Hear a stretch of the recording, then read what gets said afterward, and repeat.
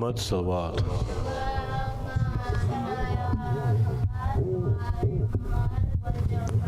Please, for our deceased, the gift of Fatiha, let's send them the blessings of 2 Qurans.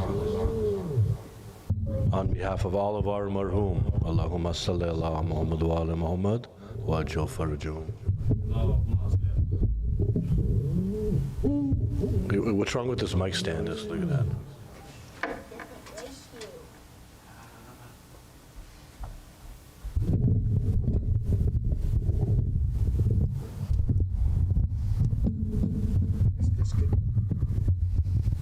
If I bring it closer, it's going to go back right there.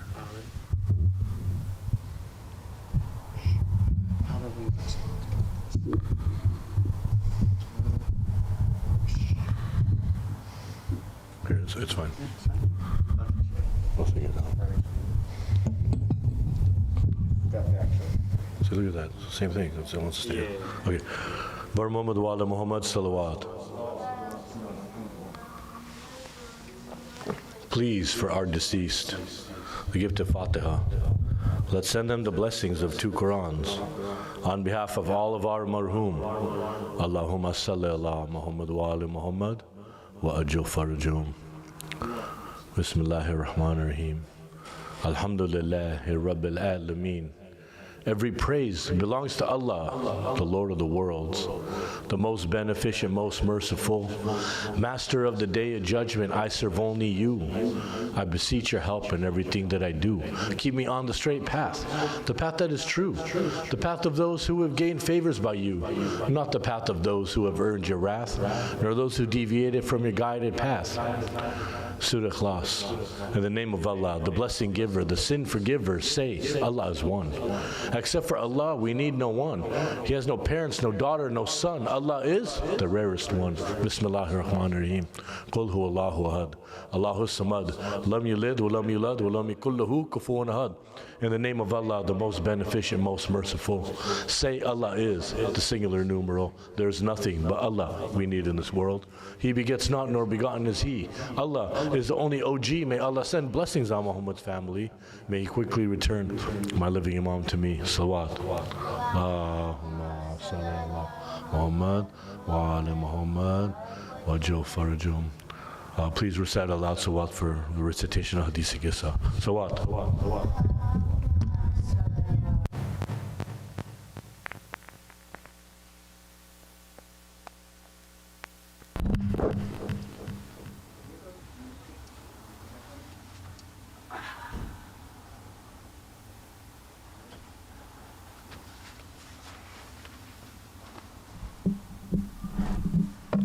Hadith Qissa, the story of the cloak. This is the story of an amazing night in the house of the Lady of Light, Bibi Fatima. It all started when she was visited by her father, the Prophet of Allah. He came into the house and to her he said, Salam. Welcome, Salam, his daughter said. Then the Prophet told her how he felt. I feel a weakness in my body, he said to her. She said, Allah is the only healer. He asked her to bring the Yemeni cloak and cover him with it, and so that's what she did. Inside the Yemeni, her father's face looked beautiful like the shining moon. Allah send blessings on Muhammad and his house too, and unite me with my mom soon. Allahumma salli ala wajil farajahum. Her son, Imam Hassan, then entered the room.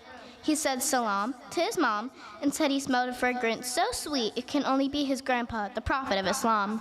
Bibi Fatima said, your grandfather's under the cloak. So the little boy Hassan ran to his grandfather and spoke, peace be on you, my grandfather. May I join you under the comforter?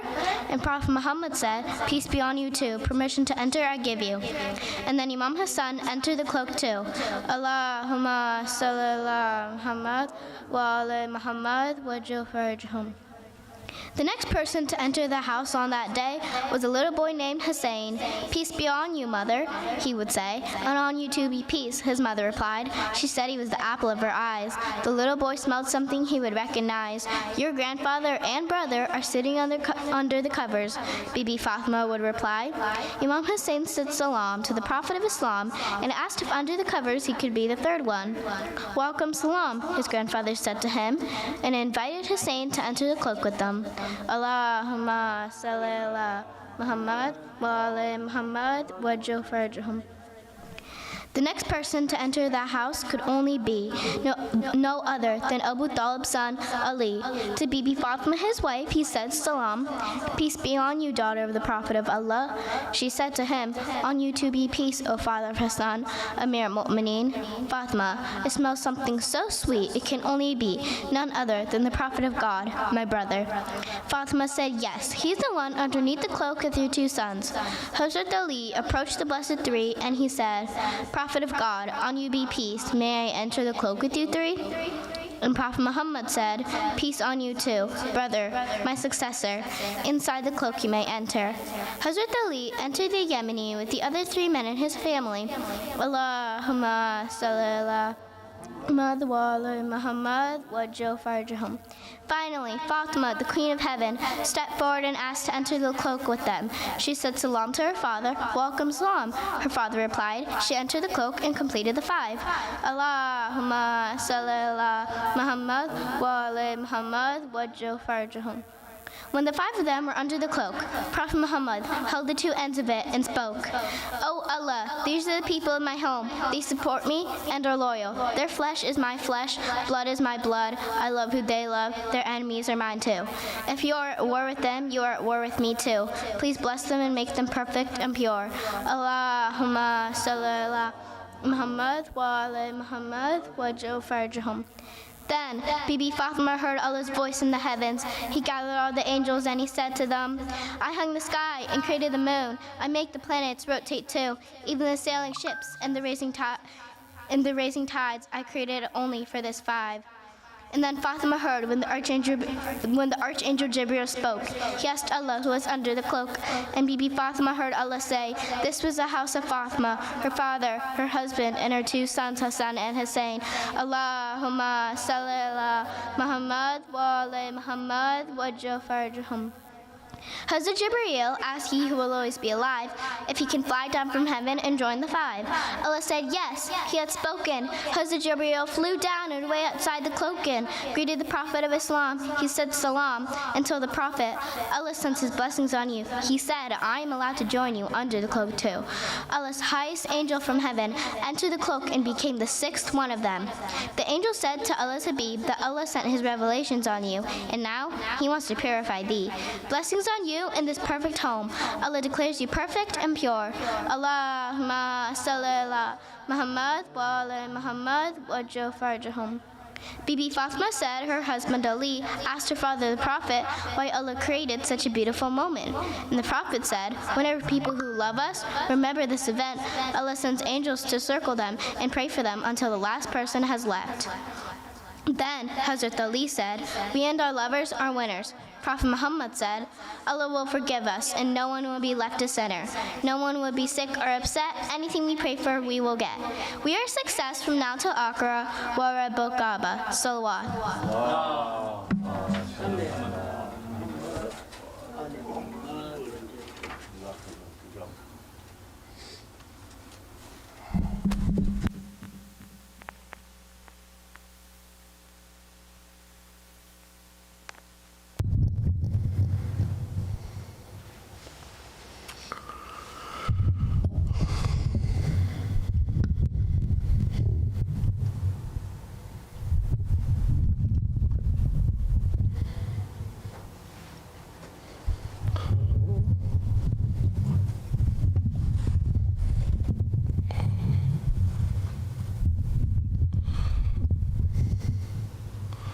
Muhammad wa ala Muhammad salawat.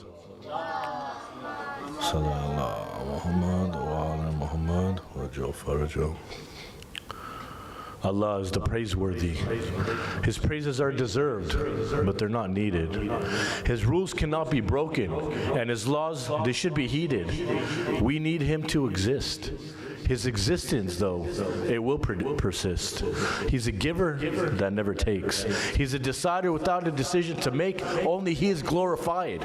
His greatness cannot be denied. He's the creator. He's the originator. Nothing can challenge Him. His plan, it needs no management. He is beyond comprehension, the origin of all inventions. He is the rarest of rare. It is He who created the recipe for air. Whenever you despair, He is always there. Nothing to compare. He makes the sun rise before our eyes, and then He makes the sun disappear. Closer to us than our juggler, yet we can never reach Him. Inventor of knowing, nothing can teach Him. Bigger than the universe. He is the last and the first. What's going on with the mic? I'm just trying to adjust. Okay. He's the last and the first. Never moved, never changes. Nothing can explain it. Be and it is. All praise is His. He hung the moon without strings and decided its phases. He heated the sun and then He placed it perfectly situated. So life can exist on this planet. He planned it. He sees it all. He is the one who picks us up when we fall and turns fall into winter, forgives all the sinners. Those who thank Him are the winners. We long to be near Him. We fear Him. Yet He is only protector. He has never been a rejecter of those who call to Him.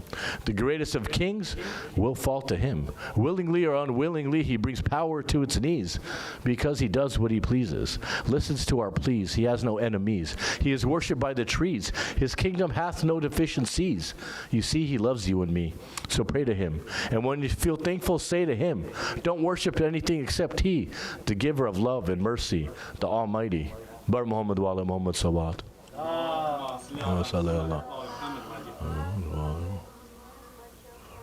You see, Allah is the best of all planners. He plans to give us forgiveness before we plan to sin. And after we sin, He gives us forgiveness before He gives us punishment. You see, it is Allah who decides when the sun rises and the sun sets. That's fine. It is Allah who decided the eventuality of the earth will be the victory of Imam Muhammad Mahdi Sahibu Zaman alayhi salam. Allah. Allah.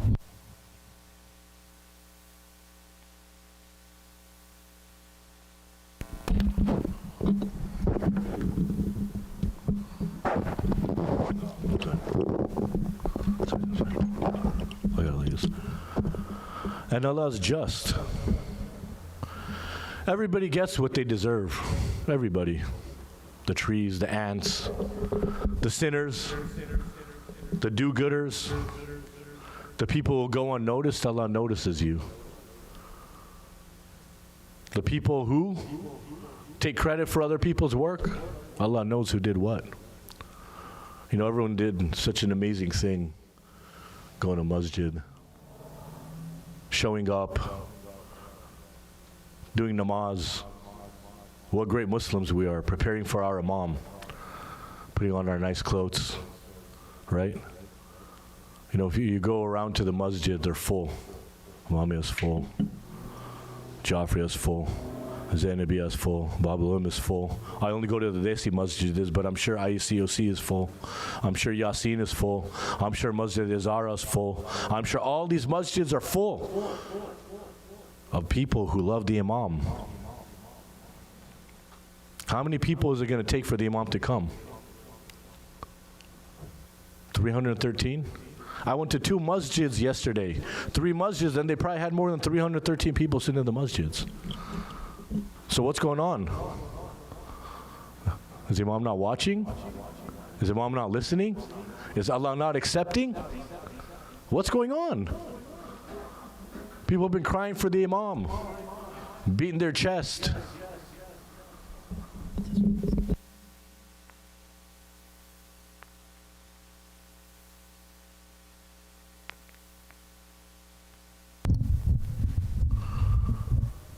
Beating their chest, doing matam, doing marsiya, right? Talking to their elders, bringing them water, doing all this stuff that good Muslims do. Where's the Imam? You think 313 people that say Labbaik Ya Hussein are not going to be at the same place at the same time today? Anywhere. I'm talking about Southern California. You don't think in the world, how many people do you think are going to cry for Imam Hussein tonight? Where's our Imam? Where's our Imam? You know, when Allah gives us something, He gives us the best of it. Right? Take something trivial. Take something trivial, right? We like movies. People talk about the man of my dreams. Happily ever after, right? Look at the love story of Bibi Narjis Khatun and Imam Zamana. In fact, that defines a love story, doesn't it? It's about the man and the woman of your dreams. You know who married the man of her dreams? Bibi Sherbanu, Imam Zainul Abidin's mother. Sawat. Allahumma salli ala Muhammad. Two sisters, Sheher Banu, Meher Banu, princesses of Iran. One of them married Imam Hussein alayhi salam. After seeing him in a dream, being taken as a slave and tried to be sold in front of the people of Medina, Hazrat Ali looked at her, recognized that she was royalty by the way she was talking. And people were getting mad because she was speaking to them, speaking down to them in a language they couldn't understand. Hazrat Ali said, yo, stop. Let's listen to what she has to say. Maybe that's why she's frustrated. And he asked her, tell me what's wrong. She said, I shouldn't be sold into slavery. I'm royalty. Gonna buy me as a slave? And Hazrat Ali said, hey, you know what? She's right. Let's look at these rules of war that we agreed to. The rules are all broken by these people in Karbala. Let's look at these rules of war. And it says that royalty shall not be taken as prisoners. Right here it says it. So he looks at her. He says, you're right. We all apologize. All of us here apologize to you for that. Choose any of these men, and they will marry you. And she looked out into the crowd, and she remembered a dream she had by a handsome man with a shining face, and she saw Imam Hussein, and she pointed at him. And that was Sheher Banu, the mother of Imam Zainul Abidin. Sawat. Allah Muhammad, Allah Muhammad. Write a better love story than that. All right, maybe the union between Bibi Narjis Khatun and Imam Hassan Askari. It's a pretty good one. Right? You like war movies? You watch Gladiator? Gladiator ain't got nothing. We're still telling tales about Karbala. Still telling tales about Karbala. Gladiator 2 was awful. Right? 10 days we tell stories about Karbala.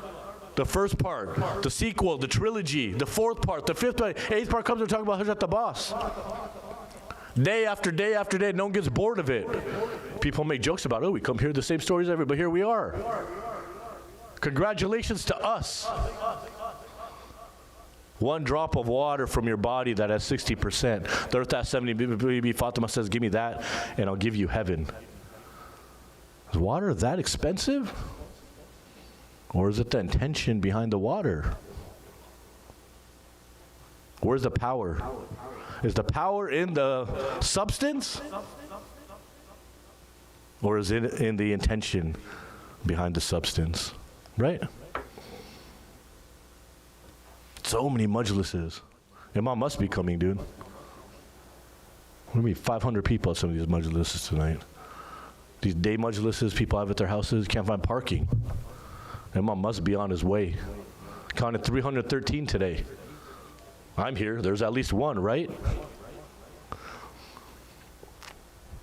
Should all be ashamed of ourselves. I'm being honest with you. Karbala taught us how to prepare for our Imam. And we'll tell the stories about it. And I'll tell you, hey, we should prepare for the Imam. You want me to recap my day to you today? Well, I'm just keeping it real. That's what I'm here to do, right?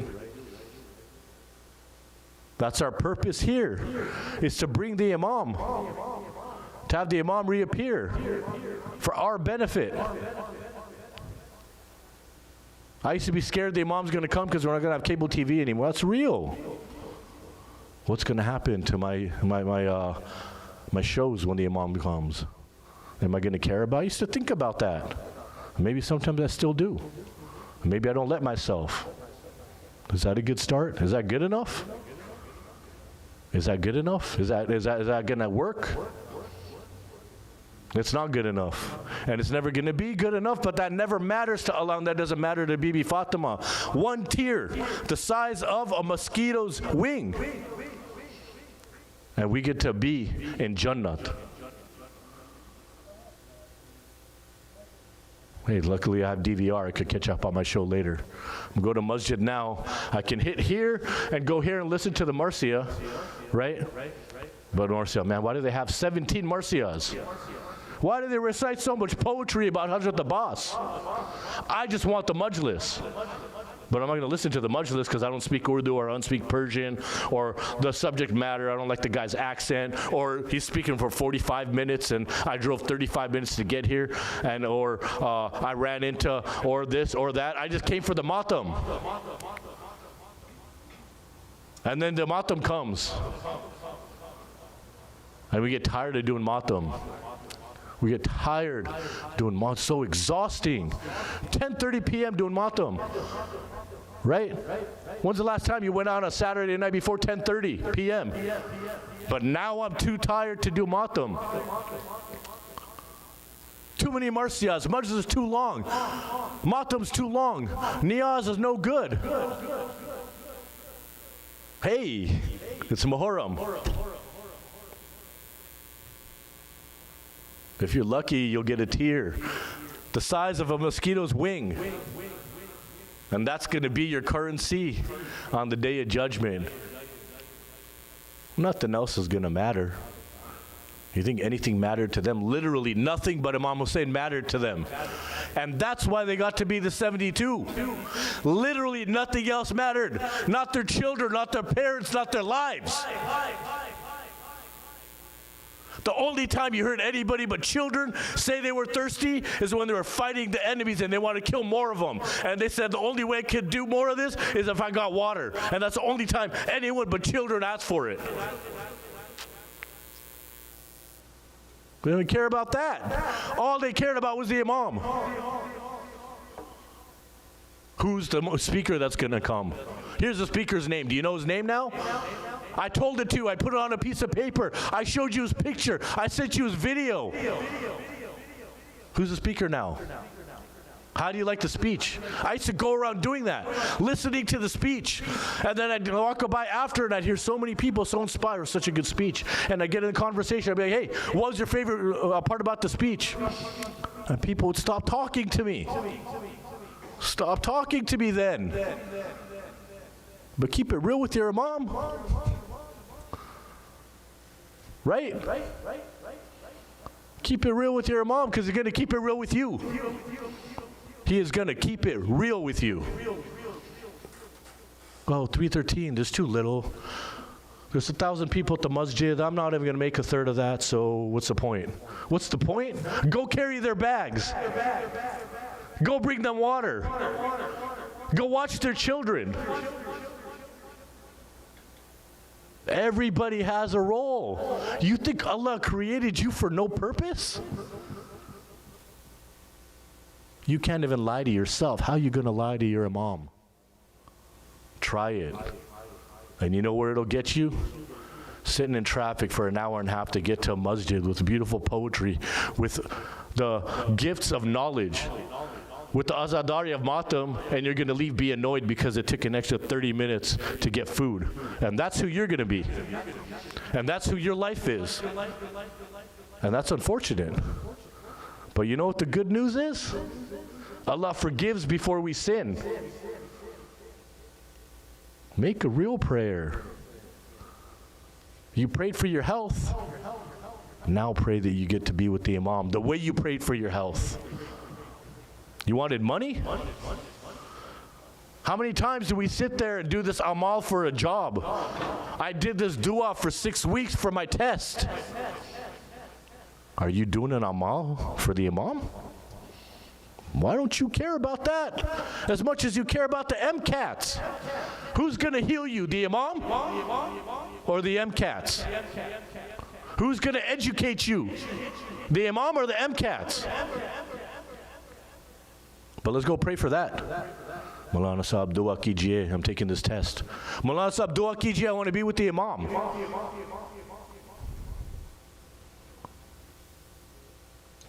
Imam is going to keep it real with you. Zubair ibn Kain avoided the Imam. He was mad at the Imam. He was Uthmani. Hazrat Ali didn't do enough for the martyrdom of Uthman. Does that say more about Hazrat Ali or more about Uthman? He was mad, angry. And he knew he shouldn't have been mad. Because like I said, you can't lie to yourself. Try it. Is what I'm saying offending you? Good. It's because you've been lying to yourself. I'm not going to listen to the Mamia program no more? I don't like what Komel says? Good. Doesn't matter. It doesn't matter. Because if you're lucky enough to hear the truth, it's going to find you, with or without me. I promise you that. And if you're lucky, it's going to find you. And if you're lucky, it's going to be me that tells you the truth instead of somebody else. Because I actually love all you. I actually care about all you. Me and Samad and my son, we have promised that if Allah makes us with the foremost on the day of judgment, we're going to come find all of you. We made that promise, didn't we? I told my kids, I said on the day of judgment, if you can't find me, don't get upset. Because if I have the opportunity to, I'm going to make sure you guys are okay. I'm going to go find everybody else. Yeah. I'm going to find you because I love you. And that's why we're doing this. That's why my father died doing this. That's why my grandfather died doing this. That's why Imam Hussein died doing this. That's why Imam Mehdi Sahib was Imam is living for this. You think that's easy? Living in this world when you're the Imam and you know what heaven looks like? You think it's easy? But that's what Allah wants him to do, and he's doing it for us. So what are you doing for him? Zubair ibn Kain, he avoided the Imam. The Qafila would run and, let's divert right here. Right? Like when someone's trying to avoid you when you're walking towards a parking lot and they've been talking to you and now they have to use the bathroom. Just like that. Zubair ibn Kain, slowing down, the Imam goes ahead. Imam goes this way, he goes that way, taking his Qafila. Imam sees. Say, I want to talk to him. I'm going to wait for him. I'm going to wait for him. I'm going to wait for him. And then one day he sent his representatives while Zubair ibn Kain and his companions were eating. While his wife was listening too. And the companion comes and says, Mullah Hussein wants to see you. And his companions looked at him and said, now what are you going to do, Mr. Zubair ibn Kain? And his wife got up and said, go see your Imam. And he awkwardly, uncomfortably walked into a tent across the way, talked to the Imam, and came out with his face shining. And moved his tent next to the Imam. And on the day of Ashura, after the Imam had lost his friend Hur, called him his best friend. After he lost his friend Habib ibn Mazahir, Zubair ibn Kain came and said, I'm your friend and I'm still here. You were avoiding him. And now you're his friend. And now I'm standing here telling all of you about his friend named Zubair ibn Kain. So stop avoiding your Imam. Move your tent next to him now. And then go out and send the enemies to hell with your sword, like Zubair ibn Kain did, and let people write about it, and let people talk about how this guy came after you, and this guy came after you, and he had a spear, and he had a mace, and Zubair ibn Kain had a sword that none of them could match. He had energy nobody could match. He stood in front of everybody. He said, hey, listen, you believe in the Prophet, I believe in the Prophet. We're all Muslims, we're all brothers. But as soon as you raise arms against my Imam, I ain't got nothing to say to you. Right? Make your decision before the time is here. How you want to live your life. Zubair ibn Cain, in the middle of battle, you don't hear about this from a lot, but he got to come back. And Imam Hussein said, what's going on, you tired? He said, no, it's namaz time. I want to pray behind you one more time. Now, 20 minutes before namaz, people start cutting off the majlis. Namaz ka time ho rahi hai. Namaz time, namaz time. Now, azan comes and everybody's outside. And no one's praying namaz. Explain to me how any of that turn of events makes sense. Explain it to me. Look, I'm not here to judge. Right? We had a Jamaat namaz yesterday. I wasn't in here. I came in and prayed after. Thank you, Allah. Right? So I'm not saying I'm not better than anybody. I don't act like I am. But you know what? I'm telling you the truth and you lie to yourself, so you're welcome. Zubair ibn Cain stood there in front of he wanted to pray namaz with the imam one last time. And what did he get to do? He stood in front of the namaz and took arrows in his chest so the women and the other men could pray behind Imam Hussein. And he took and he took arrows in his chest. And then he went back to the battlefield and he fought this guy's son and he fought this guy and this guy's neighbor, right? These two guys stood up against him and this guy on a horse. No match for Zubair ibn Cain until they all cheated. The book that said, hey, we don't take prisoners of royalty. Right? That same book said, man-to-man combat means man-to-man combat, but these 7 guys didn't care. And this guy over here was tired and wanted to go home, and he didn't care. And this guy wanted to be part of the action, so he brought his sword, and they all surrounded him. One of the greatest warriors ever had fallen to the floor. And his body got to be carried by the imam. Who's going to carry your body when you die? Who's going to be there when you die? Seriously, when you die, who's going to be there? Hazrat Ali, Bibi Fatima, are they going to come welcome you? Or is someone else going to come welcome you?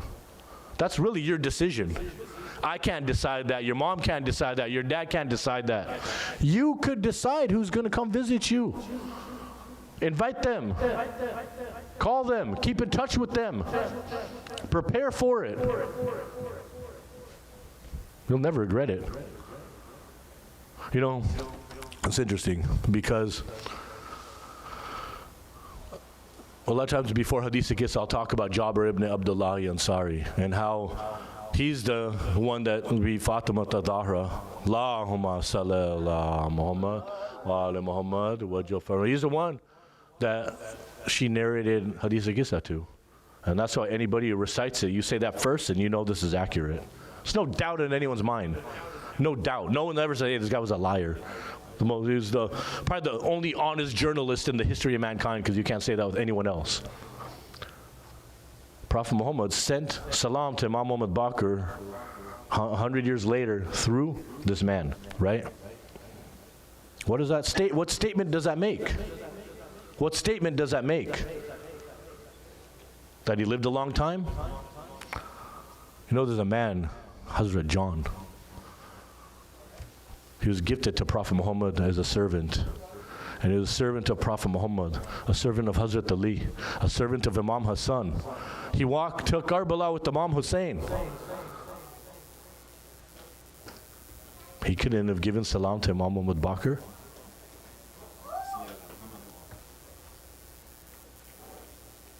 You know, I'll tell you the difference between Ja'far ibn Abdullah Ansari and Hazrat John. Ja'far ibn Abdullah Ansari was known for what he said. Hazrat John never spoke. Very simple. Why he didn't speak? Very simple.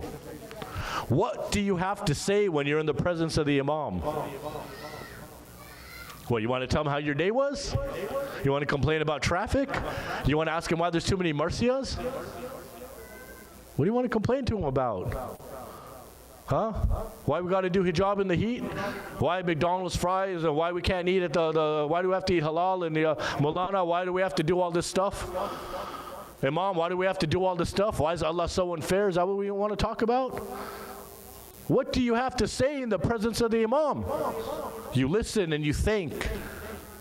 And you don't hear about this man speaking on Ashur Kirat. He stood there sharpening his sword and reciting the Quran. Sharpening his sword, reciting the Quran. And on the day of Ashura, he kept, every time anybody would run to do, an Imam would do anything, right? Beside him, Then Hazrat Ali, I'm following the Ram, make sure, do I need it? Right?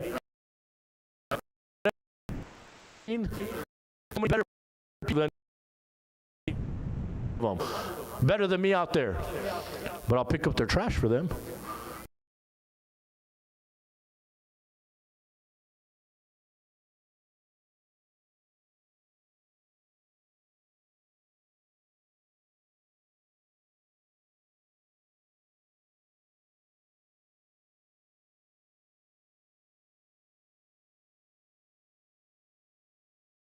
About.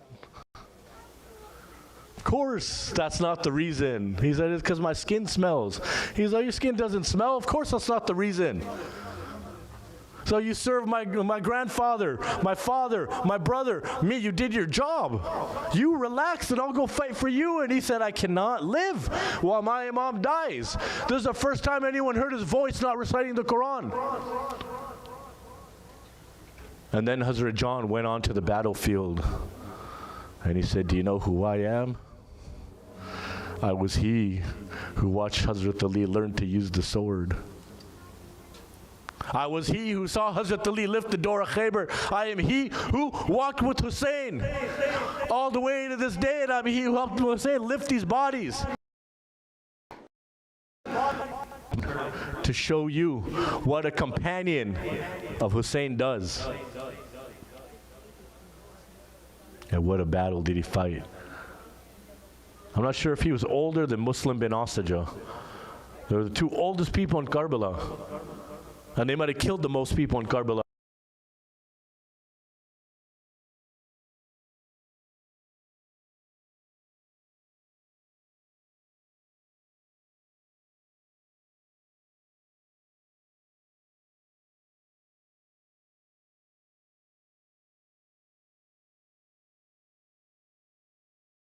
Coming from his grave. And you see a shining light from his grave, because that's how Imam Hussein promised him that he would be buried and he would be remembered. It's your choice. You could lie to yourself, or you could die a martyr. You could lie to yourself, or you could wait for the Imam. And if you don't know how to wait for the Imam, pay attention to how these people helped the Imam. Pay attention to how they waited for their turn on the day of Karbala. Pay attention to how they waited to claim the heads of their loved ones. Pay attention to how they waited and how they waited and how they waited. And when it was their time, how they didn't waver. Their choice. What are you going to do with it? 10 days isn't even half over. It's not. It's the weekend. Stay up on that and do ibadat. And I got to go to sleep by 11:30 today. Last Saturday, I was up till 4 a.m. It was awesome. But it's 11:30. I'm so tired. I'm doing matam. It's so tiring. What are you going to do when the Imam comes? Make a choice. Bar Muhammad wa ala Muhammad Sawat.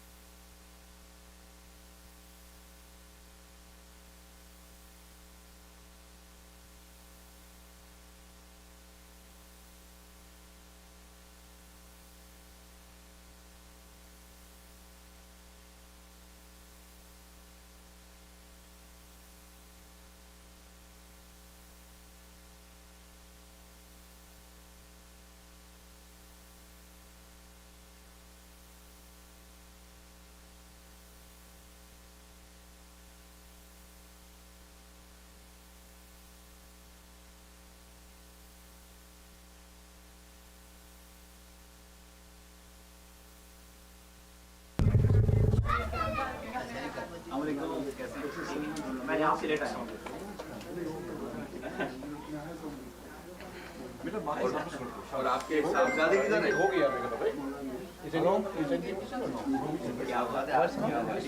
हाँ वो तो बगल में ले लिया बेटा आज के मौलाना 210 रूम पे जाओ, ऊपर 210 रूम पे जाओ। मस्जिद के लिए आते हैं। नॉकिंग करो, नॉकिंग करो। एक मिनट, मैं शायद ये टॉयलेट में होगा। अभी तक तो बड़े बड़े दुआ करें अभी चलता है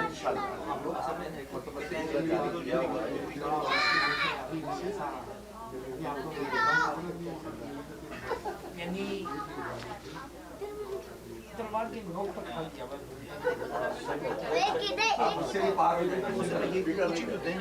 ये आप जो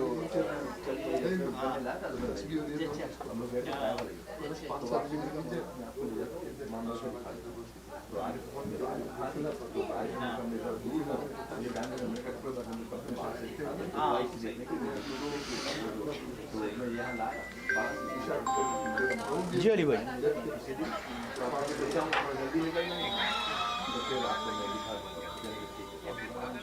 कैमरा बंद कर, कैमरा बंद कर।